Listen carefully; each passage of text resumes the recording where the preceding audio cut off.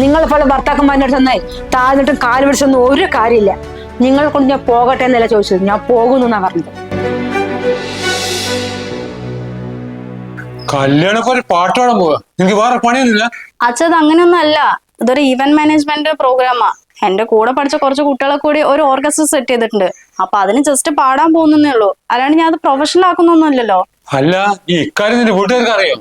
അവർക്ക് കുഴപ്പമൊന്നുമില്ല. കല്യാണത്തിന് മുമ്പ് ഞാൻ ഇങ്ങനെ ഇടയ്ക്ക് പ്രോഗ്രാമിനൊക്കെ പോകാറുണ്ട്.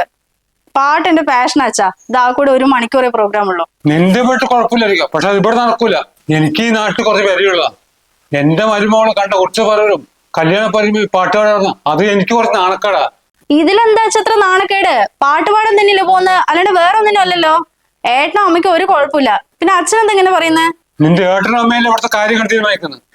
ഓ, അപ്പൊ അവള് വേണ്ടി സമ്മതിച്ചില്ലേ? ഇവിടെ വഞ്ചേ, ഇവിടെ വാ.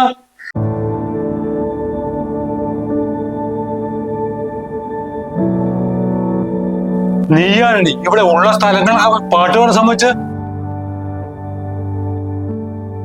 അത് മോൾക്ക് പാട്ട് അത്ര ഇഷ്ടമുള്ളത് കൊണ്ടാ. നാളെയാണ് നിങ്ങൾക്ക് ലീവ്. 1 മണിക്കൂറല്ലേ പാട്ടുള്ളൂ. പാട്ട് പാടാൻ ഇഷ്ടമായിട്ട് ഇന്നലെ കയറിയൊന്ന് കുട്ടിയാവള്. നീയല്ലേ പറഞ്ഞ് മനസ്സിലാക്കട്ടെ. എന്റെ മകൻ കല്യാണം വെച്ചേ ഓ ടീച്ചറിനെയാ, അല്ലാണ്ട് പാട്ടുകാരില്ല. ആ പണി ചെയ്താൽ മതി.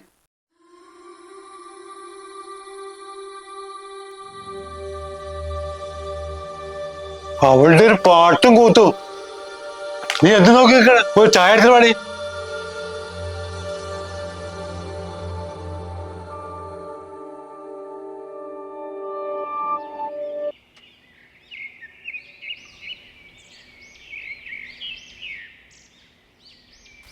അല്ലാണ്ട് ആരത്? നല്ല രസമുണ്ട് ചുരിദാർ ഇട്ടിട്ട്. അമ്മ എന്തിനാ പുറത്തൊക്കെ പോകുമ്പോ സാരി ഉടുക്കാൻ നിൽക്കുന്നത്? എപ്പോഴും ചുരിദാർ ഇട്ട് പോയാ പോരെ? ഇത് വേണോ മോളെ? സാരി തന്നെ പോരെ? പിന്നെ സാരി ഉടുത്തിട്ടാണല്ലോ ബീച്ചിൽ പോകുന്നത്. അമ്മയ്ക്ക് ഇത് തന്നെയാ ചെയ്യുന്നത്. നമുക്ക് വരുന്ന സമയത്തെ കുറച്ചുകൂടി ചുരിദാർ എടുക്കാം. മോളൊരു കാര്യം ചെയ്, ഒന്നുകൂടി അച്ഛനെ വിളിച്ചു നോക്ക്. ഇനിയിപ്പൊ പറയാതെ നിങ്ങളുടെ ബീച്ചിൽ വന്ന എന്താണാവോ പറയുക? അതിന് അച്ഛനെ വിളിച്ചിട്ട് കിട്ടായിട്ടല്ലേ? കുറെ നേരമല്ലേ നമ്മൾ ട്രൈ ചെയ്യുന്നത്. അച്ഛനെങ്കിൽ രാവിലെ ഇട്ടേച്ച് പോയതല്ലേ. അമ്മനോട് പറഞ്ഞു എവിടേക്കാ പോയതെന്നുള്ളത്. പിന്നെ എന്തിനാ അമ്മ ഇങ്ങനെ വെറുതെ ഇരിക്കുന്ന ഒറ്റയ്ക്ക്? വാ അമ്മ, ഏട്ടനോട് കാത്തു നിൽക്കുക. എന്നാ മോള് നടന്നോ, അപ്പൊ വാതിലടച്ചിട്ട് വരാം.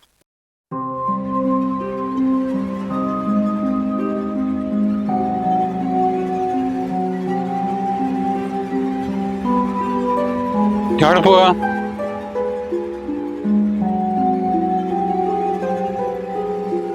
ഞങ്ങളെല്ലാരും കൂടി ഒന്ന് ബീച്ചിൽ പോവാച്ചാ.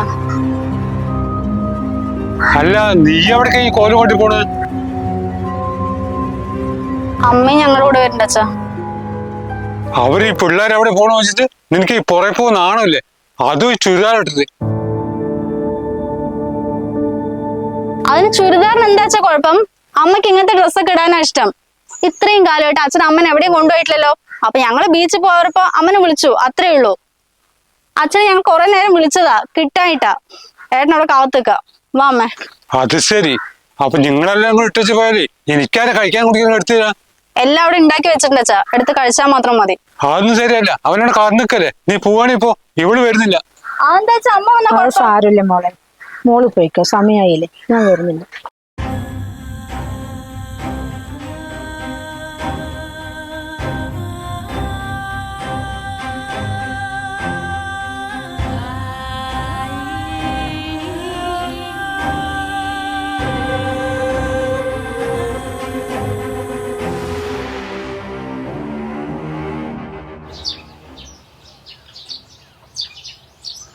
എന്താ അത് വഞ്ചേച്ചിയെ? ഈ നാട്ടിൽ എല്ലാവർക്കും മൊബൈലും വാട്സപ്പും ഉണ്ട്, നിങ്ങൾക്ക് മാത്രമേ അതൊന്നും ഇല്ലാത്തുള്ളൂ. പെട്ടെന്ന് ഒരു മൊബൈൽ ഫോൺ വാങ്ങിയിട്ടേ അതിൽ വാട്സപ്പ് എങ്ങനെയെങ്കിലും സെറ്റാക്കാൻ നോക്കി.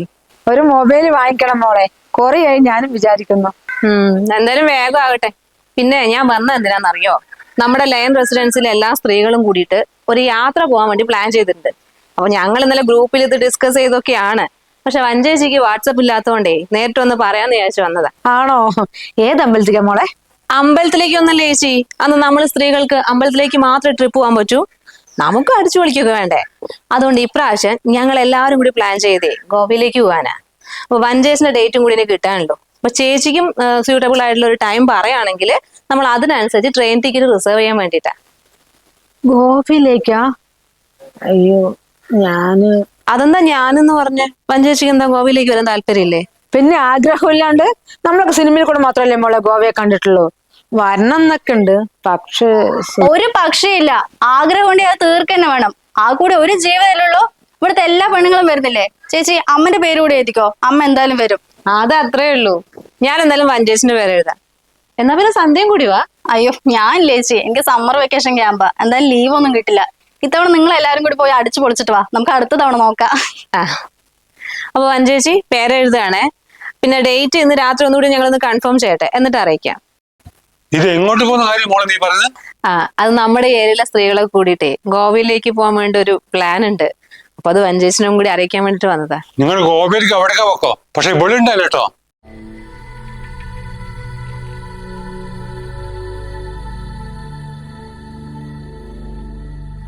എന്താ വെച്ചാ പോണ്ടാ പറയണേ? ഇത്രയും കാലമായിട്ട് അമ്മൻ എവിടെയും കൊണ്ടുപോയിട്ടില്ലല്ലോ. ഇപ്പൊ ഇവരൊക്കെ കൂടി പോണോ പറയുമ്പോ പോണ്ടാന്ന് പറയാ. അമ്മയ്ക്ക് ആഗ്രഹം ഉണ്ടാവില്ലേ അവിടെയൊക്കെ പോണെന്ന്? നീ ഒന്നും മിണ്ടായിരുന്നേ. അമ്മന്റെ കാര്യം തീരുമാനിക്കാൻ ഞാനുണ്ട് ഇവിടെ. മോള് വെക്കോട്ടോ, ഇവിടെ വരുന്നില്ല. എന്നാ ശരി വഞ്ചേച്ചി, ഞാൻ ഇറങ്ങ. പിന്നെ സന്ധ്യ, നീ ഒന്ന് കോഴിക്കോട് കല്യാണ വീട്ടിൽ നിന്ന് പാടിയില്ലേ? ആ പാട്ട് അടിപൊളിയായിരുന്നു കേട്ടോ. എന്റെ അനിയനും വന്നിട്ടുണ്ടായിരുന്നു കല്യാണത്തിന്. അപ്പൊ വീഡിയോ എടുത്ത് എനിക്ക് കാണിച്ചു തന്നതാ. നമ്മുടെ അസോസിയേഷന്റെ വാർഷികയില്ലേ, അന്ന് ഉറപ്പായിട്ടും പാടണേ. ശരി. ഓ, അപ്പൊ എന്നതൊക്കെ കല്യാണം പോയി പാട്ടോടെ പോയല്ലേ? ധിക്കരിച്ചിട്ടൊന്നുമല്ല, അച്ഛനോടുള്ള ബഹുമാനം കൊണ്ട് തന്നെയാ ആദ്യം ഞാൻ പോട്ടെ എന്ന് സൂചിപ്പിച്ചത്. അപ്പൊ അച്ഛൻ വേണ്ട പറഞ്ഞു.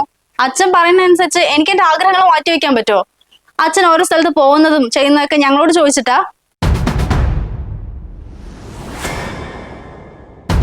മോളെ ഒന്നും മിണ്ടാതിരുന്നേ. അമ്മ തന്നെയാ അച്ഛൻ എത്രത്തോളം വഷളാക്കിയത്. ഇത്രയും കാലത്തിനിടയ്ക്ക് അമ്മയ്ക്ക് ഇഷ്ടപ്പെട്ട എന്തെങ്കിലും ചെയ്തിട്ടുണ്ടോ? അമ്മ എവിടെയെങ്കിലും പോയിട്ടുണ്ടോ? എല്ലാത്തിനും അച്ഛന്റെ സമ്മതം ചോദിക്കണ്ടേ? അഥവാ ചോദിച്ചാലോ അച്ഛൻ വിടുവോ? നമ്മൾ പെണ്ണുങ്ങൾ തന്നെയാ ഈ സമ്മതം ചോദിക്കുന്ന ചടങ്ങനെ ഉണ്ടാക്കിയിരിക്കുന്നത്. എന്തിനാ അമ്മ ഇങ്ങനെ മറ്റൊരാളുടെ അടിമയായിട്ട് ജീവിക്കുന്നത്? പ്രതികരിക്കേണ്ട സമയത്ത് പ്രതികരിക്കാൻ വേണം, അത് ആരായാലും ശരി. ഇനി എന്താന്ന് വെച്ചാ അമ്മ തീരുമാനിക്കേ.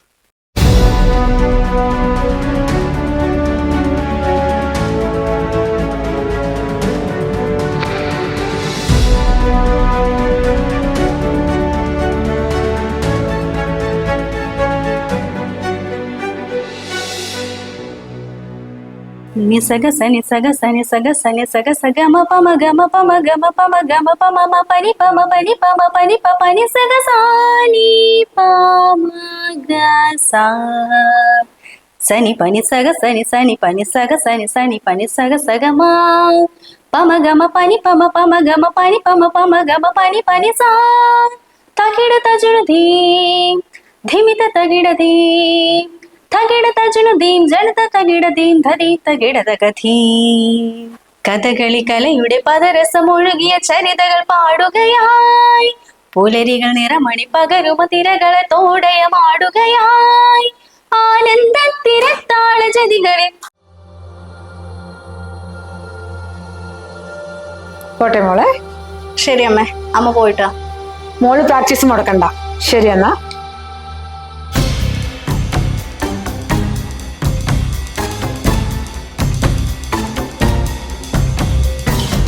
ഇത് എന്താ, എന്ത് കോലത്?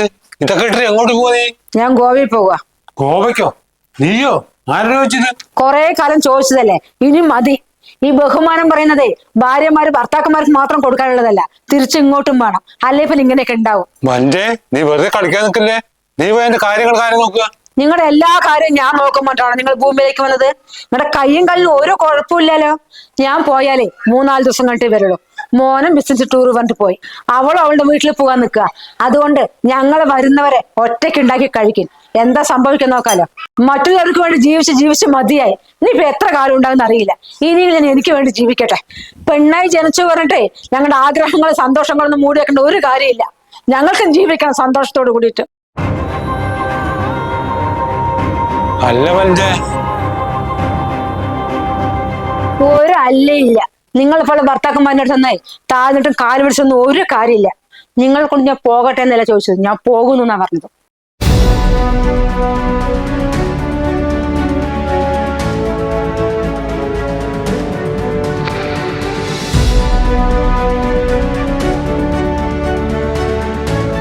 മക്കളുടെ കല്യാണം കഴിഞ്ഞാലും അവരുടെ തീരുമാനങ്ങളിൽ ഇടപെടുന്ന ചില മാതാപിതാക്കളുണ്ട്. അതവരുടെ നല്ലതിനായിരിക്കുമെന്ന് കരുതിയാവാം പലപ്പോഴും നിങ്ങൾ വിചാരിക്കുക.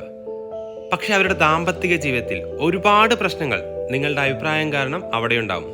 മക്കൾ എന്തെങ്കിലും ഒരു കാര്യം ചെയ്യാൻ പോകുന്നു എന്ന് പറയാൻ വരുന്നത് നിങ്ങളോട് പെർമിഷൻ ചോദിക്കാനല്ല, മറിച്ച് നിങ്ങളെ റെസ്പെക്ട് ചെയ്യുന്നതുകൊണ്ട് മാത്രമാണ്. അതുകൊണ്ട് ഒരിക്കലും അതിനെ എതിർക്കാൻ നിൽക്കരുത്. വേണമെങ്കിൽ അതിലെ ശരിയും തെറ്റും അവരെ പറഞ്ഞ് മനസ്സിലാക്കാം. എന്നാലും അതിന്റെ ഫൈനൽ ഡിസിഷൻ എടുക്കേണ്ടത് അത് അവര് തന്നെയാണ്.